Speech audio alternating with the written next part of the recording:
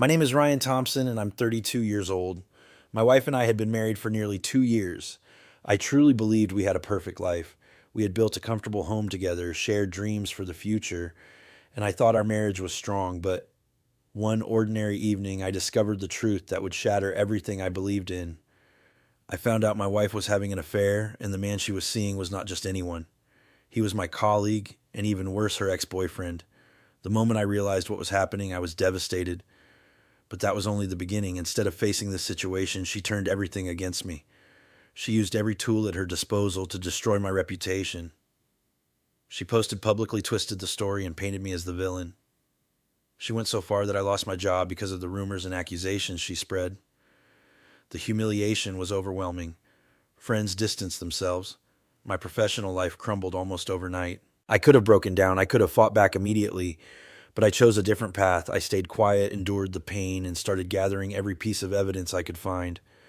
Messages, timestamps, locations. I documented everything carefully and methodically. I knew the day would come when the truth had to be revealed. Not in anger, not in public spectacle, but in the one place where it would matter most, the divorce court. If you like real, intense stories about betrayal in marriage where one person tries to destroy the other, but the truth eventually comes out in the most powerful way, then make sure to hit that like button and subscribe so you don't miss what happened when I finally showed all the proof in court. Drop a comment below. Have you ever been betrayed by someone you trusted completely? I read every single one. A few days after I first suspected something was wrong, the truth hit me hard. I came home early from work one afternoon because a meeting had been canceled. The house was quiet except for the sound of Emma's phone buzzing on the kitchen counter. She had left it there while taking a quick shower. The screen was still lit with a long thread of messages. My stomach dropped as I picked it up and started reading. The messages were intimate and frequent. She had been meeting Noah Brooks, my colleague from the marketing team, for several weeks. They talked about sneaking away during lunch breaks, meeting at hotels, and even joked about how easy it was to hide everything from me. Even worse, Noah wasn't just any colleague, he was her ex-boyfriend from college. The one she had told me was completely in the past. I stood there frozen, scrolling through weeks of conversations. My wife of nearly 2 years had been lying to me the entire time. The betrayal felt like a physical blow. When she walked into the kitchen and saw me holding her phone, her face turned pale for a split second. Then instead of apologizing or explaining, she immediately switched to attack mode. "You're always so controlling," she snapped, snatching the phone from my hand. "You never trust me. This is why I had to hide it from you. You make everything about you." Before I could even respond, she started typing furiously on her phone. Within hours, she posted a long, emotional thread on her social media accounts. She portrayed herself as the victim of an oppressive, jealous husband who didn't support her independence or her career. She used strong feminist language to twist the story, claiming I was emotionally abusive and trying to control her life. She tagged several influencers and even some of my coworkers. By the next morning, the post had spread like wildfire.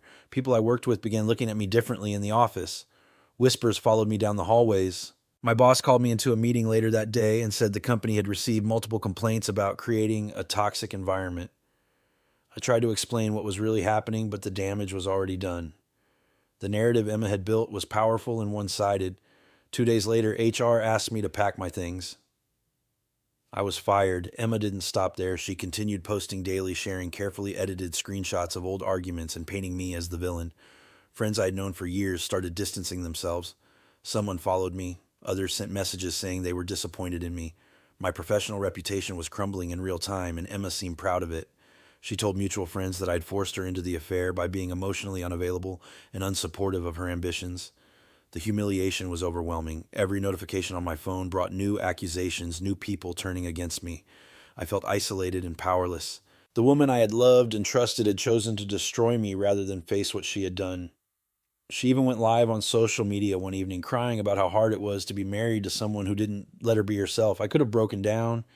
I could have fought back publicly on social media, but I made a different choice. I stayed quiet. I endured the pain and the stares, and while she was busy celebrating her victory online, I started collecting evidence quietly and methodically. I saved every post, every message, every timestamp. I recorded our conversations when she came home to gloat about how everyone believed her story. I kept a detailed log of dates, times, and exactly what she said and did. I knew this was going to get worse before it got better, but I also knew that if I stayed calm and built an airtight case, the truth would eventually come out in the one place where facts still mattered, the divorce court. The nights were the hardest.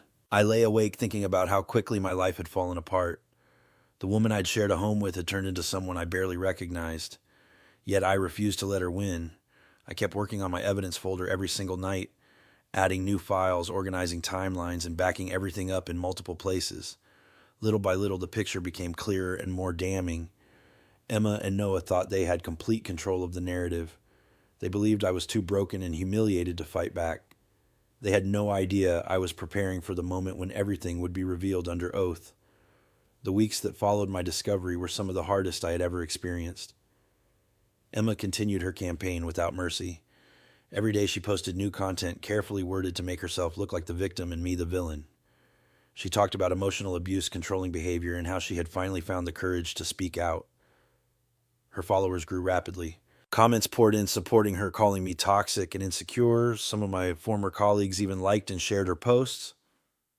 I lost more than my job.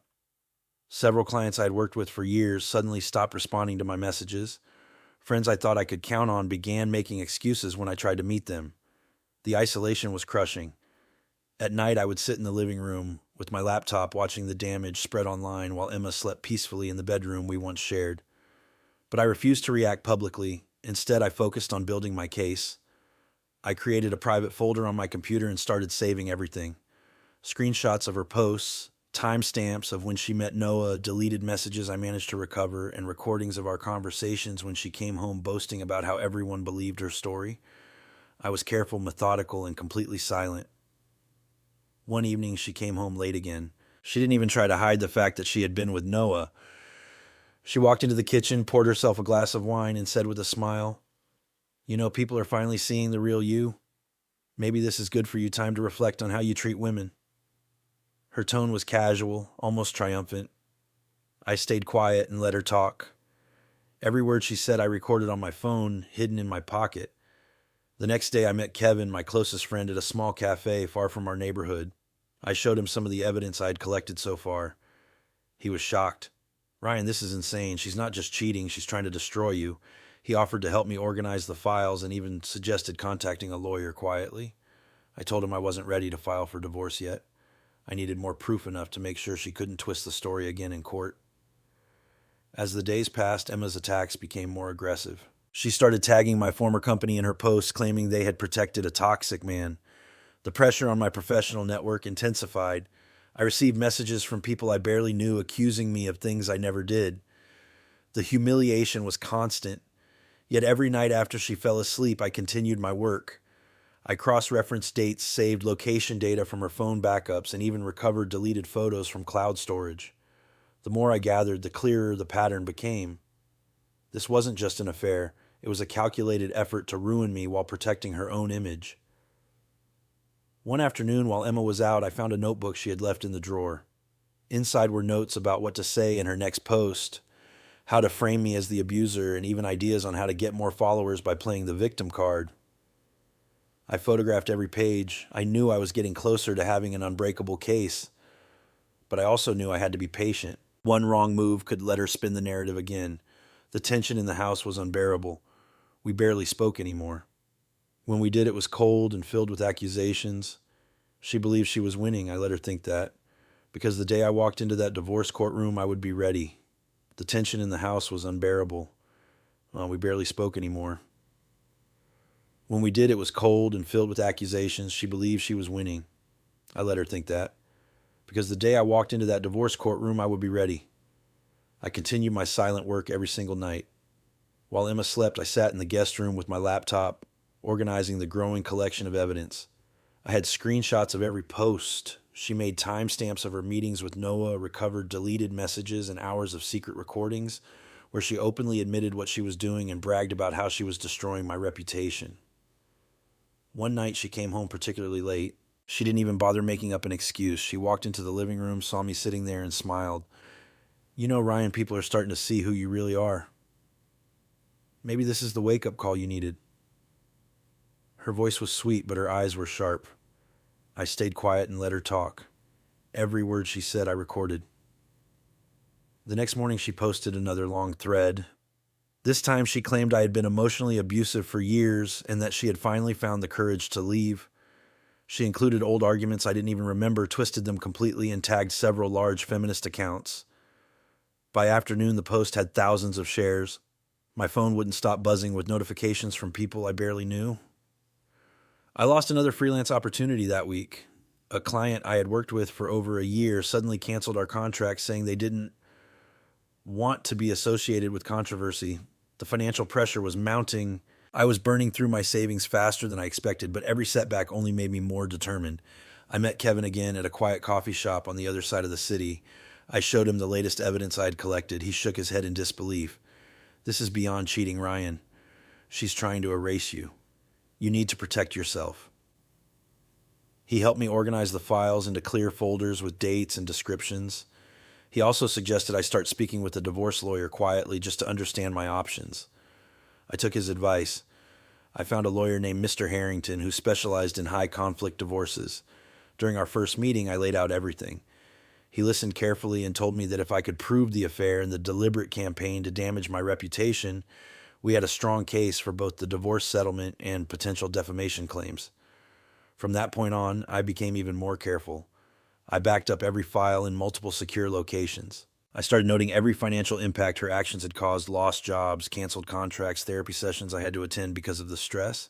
I kept receipts for everything. Emma, meanwhile, grew more confident. She started going out almost every night, sometimes not coming home until early morning, and she would post photos with friends smiling like she was living her best life while I was falling apart. She even hinted in one post that she might be moving on with someone new, though everyone knew it was Noah. One evening she came home and found me reviewing documents at the dining table. She laughed and said, "Still trying to play detective. It's pathetic, Ryan." "No one believes you?" She took a photo of me sitting there and posted it with the caption, "When they can't accept the truth." The comments were brutal. I didn't argue with her. I simply saved the post and added it to my folder. The weeks turned into a strange kind of routine. During the day, I looked for new freelance work and tried to keep my head above water financially. At night, I built my case. I knew the divorce papers would be served soon, and when that happened, I wanted to be completely prepared. I was no longer the man who was shocked and heartbroken. I had become someone who was quiet, focused, and ready. The day the divorce process officially began, I walked into the lawyer's office with a thick binder of evidence. Mr. Harrington looked through it and nodded slowly. "This is very strong," he said. "When we present this in court, it will change everything." I didn't smile. I just felt a cold sense of determination. Emma thought she had destroyed me. She had no idea what was coming. Emma thought she had destroyed me. She had no idea what was coming. The divorce process moved faster than I expected. Mr. Harrington filed the papers, and within 2 weeks we had our first court date for the initial hearing. Emma arrived at the courthouse looking confident, dressed sharply, and surrounded by two friends who kept posting supportive messages on social media. She clearly believed this would be another opportunity to paint herself as the victim. When we entered the courtroom, the judge asked both sides to present their positions. Emma's lawyer spoke first. He painted a picture of an unhappy marriage where Emma had been emotionally suppressed and finally found the courage to seek happiness elsewhere. He mentioned emotional abuse and controlling behavior multiple times, echoing everything Emma had posted online. She sat there with tears in her eyes, playing the role perfectly. Then it was my turn. Mr. Harrington stood up calmly and said, "Your Honor, we have substantial evidence that contradicts this narrative." He asked permission to present the materials I had prepared.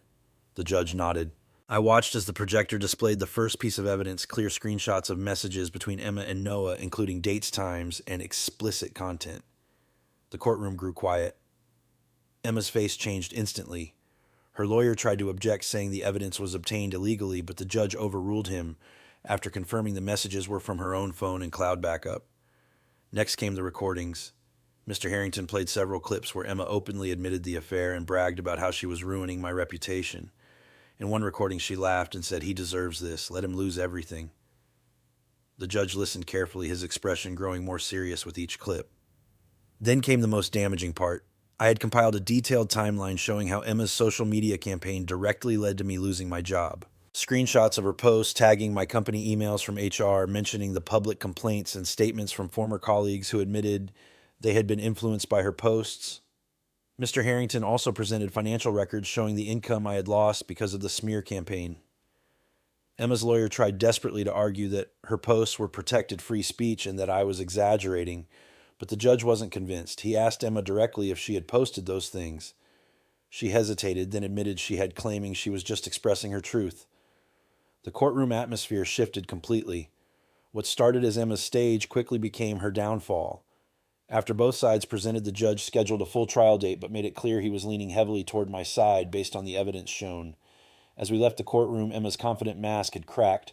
She glared at me with pure hatred and whispered, "You'll regret this." Noah was waiting for her outside. When he saw the look on her face, he knew something had gone very wrong. I walked past them without saying a word. Over the next few weeks, the pressure on Emma and Noah intensified. Her followers began questioning her story after some of the evidence leaked online through neutral accounts. Several brands that had worked with her as an influencer quietly dropped her.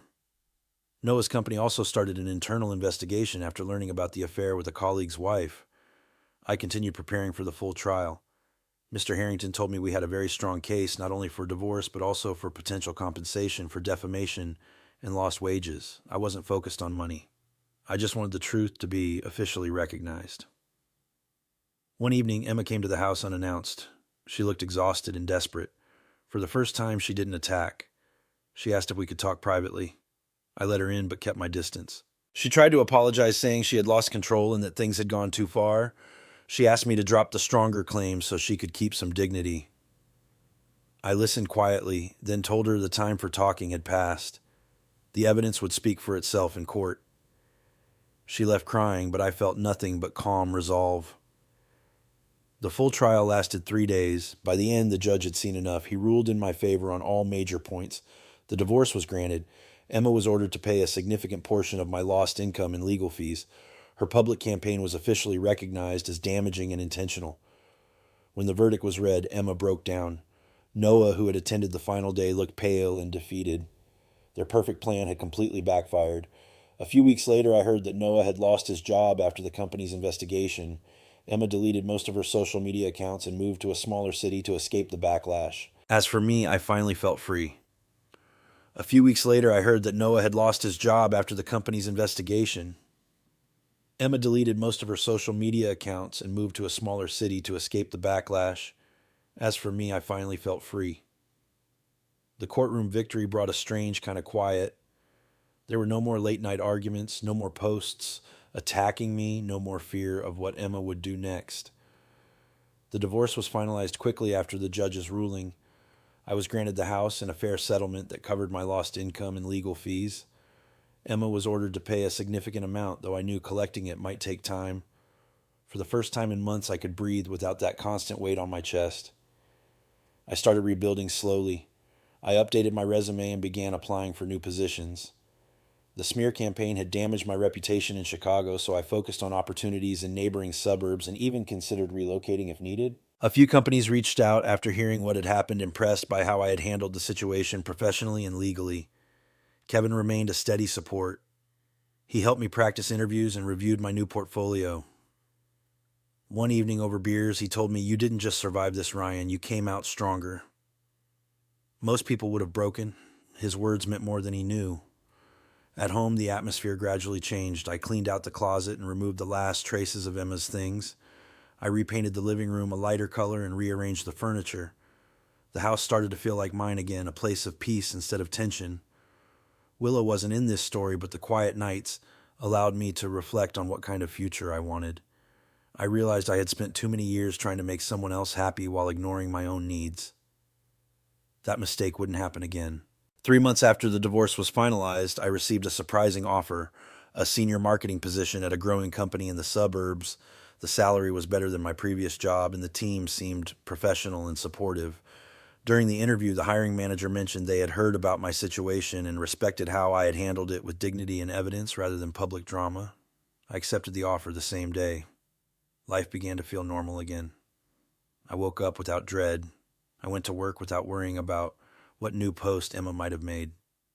I came home to a quiet house and actually enjoyed the silence. I started cooking proper meals, going for runs in the neighborhood, and reconnecting with old friends who had stayed neutral during the chaos. Emma's life, from what I heard through mutual acquaintances, had taken the opposite path. After the court ruling and the loss of her influencer income, she struggled financially. Brands that once worked with her distanced themselves. She tried to start fresh in another city, but the reputation followed her. Noah fared no better. He was let go from his job and faced difficulties finding new employment in the same industry. I didn't feel joy at their downfall.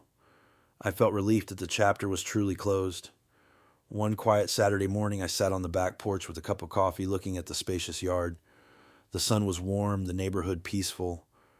For the first time in a long while, I didn't feel the need to check my phone for notifications or brace myself for the next attack. I had survived the worst betrayal of my life. I had protected myself with patience and evidence instead of anger, and now I was free to build something better. The lesson I learned was simple but powerful. When someone tries to destroy you, don't fight fire with fire. Gather the truth, stay calm, and let the facts speak in the right place. Justice doesn't always come fast, but when it does, it comes completely. I stood up, stretched, and walked back inside the house that finally felt like home again. I was ready for whatever came next on my own terms. I had finally cut the ties completely. 6 months after the divorce was finalized, my life had changed more than I ever expected. The new job in the suburbs turned out to be the best professional decision I had made in years. The team was supportive, the workload was challenging but fair, and for the first time in a long while, I didn't have to worry about my reputation being attacked from behind. My colleagues knew only the basic facts that I had gone through a difficult divorce, and they respected my privacy. Slowly, I began to rebuild my professional confidence. I was given more responsibilities, and within 4 months, I received a promotion. The extra income helped stabilize my finances after the difficult period of unemployment. At home, the house in the Chicago suburbs had become truly mine. I repainted the walls a soft, neutral tone, replaced the furniture that carried bad memories, and turned the backyard into a small garden with flowers and a seating area.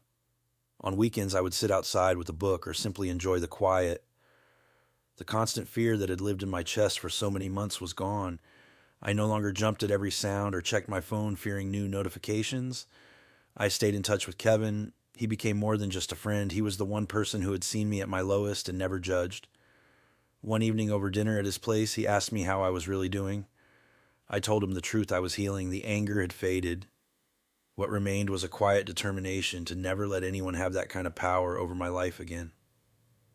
Kevin smiled and said, "You didn't just survive this, Ryan. You came out stronger." Most people would have broken. His words meant more than he knew. Alyssa's life, from what I heard through distant mutual contacts, had continued to deteriorate. After losing her influencer income and facing the court judgment, she had moved to a smaller city in another state. She tried to restart her online presence under a different name, but the scandal followed her. Brands were wary. Followers who once supported her began questioning the story once the court documents became public.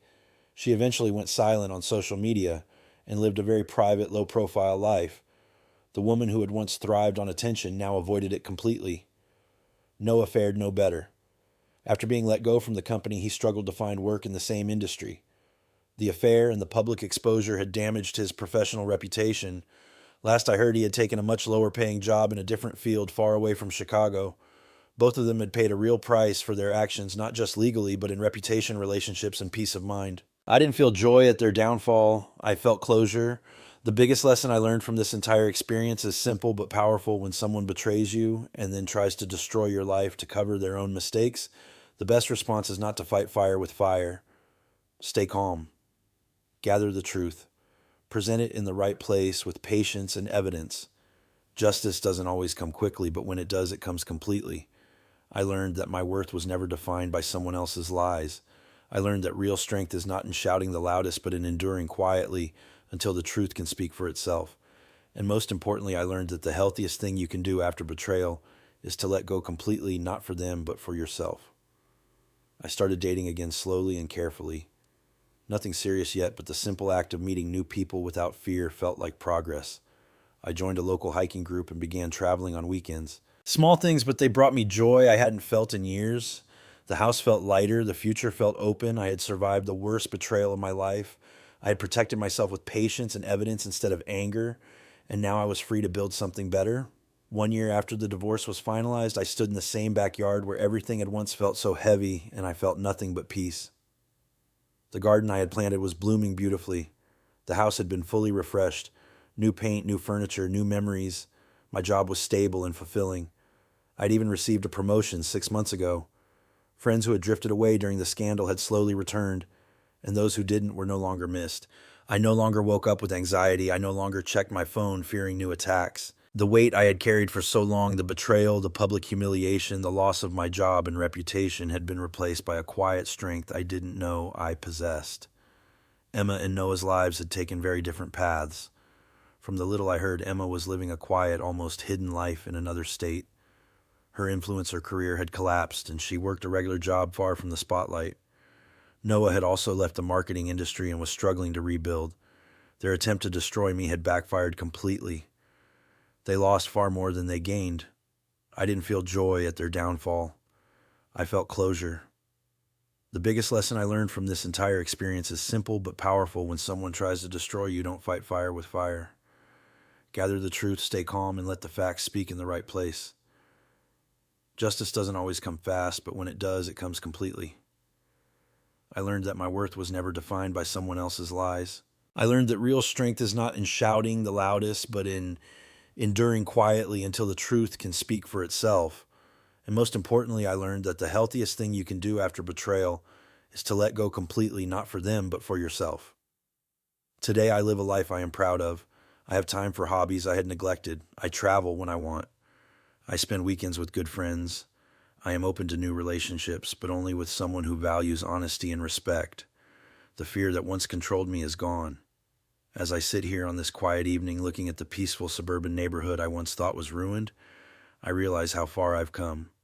The storm that tried to break me didn't win. It made me stronger, wiser, and more determined to protect my peace. I am no longer the man who was betrayed and humiliated. I am the man who survived, fought back with truth, and built a better life on the other side. And that more than anything is the real victory.